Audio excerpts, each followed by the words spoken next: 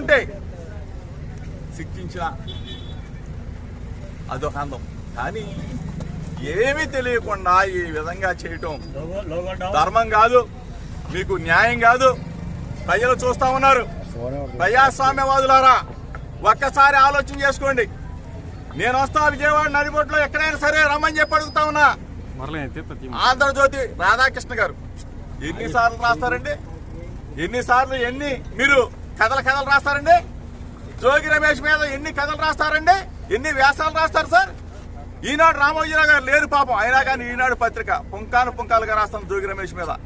నిన్న కూడా వచ్చింది సెంట్రల్ బ్యాంక్ లో అంట నేను హవా నడుపుతా ఉన్నానంట. సెంట్రల్ బ్యాంక్ లో అంటే జోగి రమేష్ అంట ఎంఆర్ఓలను మారుస్తున్నానంట.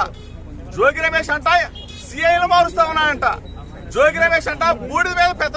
అసలు ప్రభుత్వం మీదా మాదా? ప్రభుత్వం ఉన్న